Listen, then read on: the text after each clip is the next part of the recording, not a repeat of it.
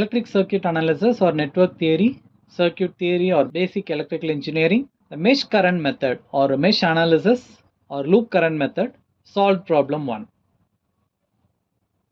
So find the mesh current using mesh analysis of the circuit shown. So here in this circuit you will be having 3 loops, so 3 meshes. So mesh current means we need to find I1, I2 and I3 using mesh analysis method. So points to remember in mesh current method. So first one, if the direction of the loop current is not given, assume all of them to be clockwise. Self-resistance are always positive.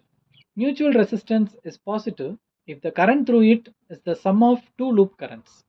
Mutual resistance is negative if the current through it is the difference of two loop currents. Fifth one, if the circuit contains current source, convert it into a practical voltage source using source transformation method.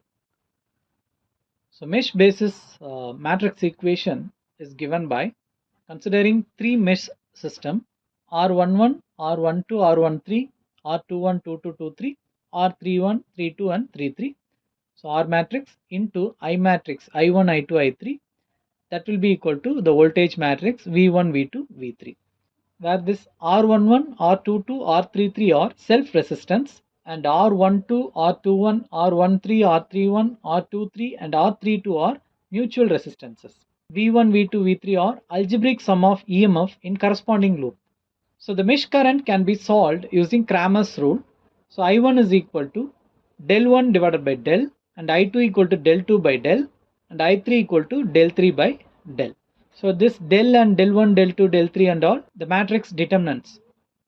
Solution. So for this problem, consider the mesh basis matrix equation and find the parameters.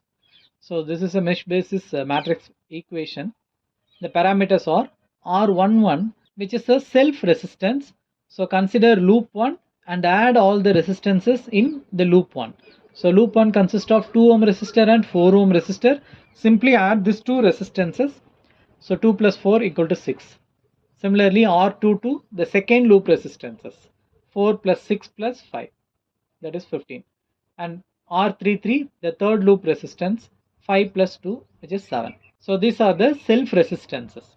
And the mutual resistances R12 equal to R21, the common resistance between loop 1 and loop 2 or mesh 1 and mesh 2, which is this 4 ohm resistor.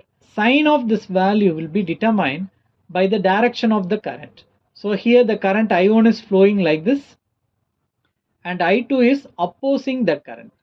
That means these two currents are difference in current. So the value of this resistance is minus 4. If these two currents are a sum of current means, then we need to substitute plus 4. And second, R13 and R31. So the mutual resistance between loop 1 and loop 3. So there is no connection between loop 1 and loop 3.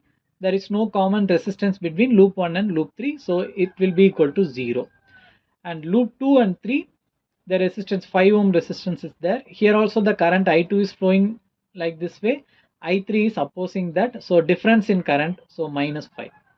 And next we are going to write the voltage matrix. So V1 is equal to, so the first loop voltage will be equal to 25. So here in this direction, in the clockwise direction we are taking. So the EMF leaves the voltage source at positive terminal. So plus 25. And in second loop there is no voltage source. So V2 is equal to 0. And in third loop, so in the clockwise if you see, so the EMF is leaving the voltage source at negative terminal. So V3 is equal to minus 10 volt. Okay, now substitute the above terms in the matrix equation. So the matrix equation is like this.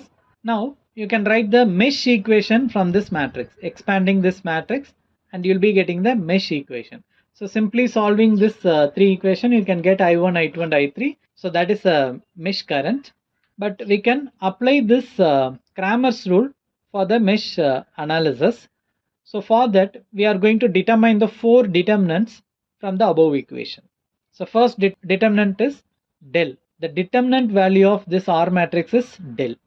And second one is del 1. Del 1 means in this del, remove this first column and replace this first column with the voltage matrix. You will be getting del 1. And del 2, Replace the second column with the voltage matrix. And del 3, remove the third column of the del matrix and replace it with the voltage matrix. That gives you del 3 matrix.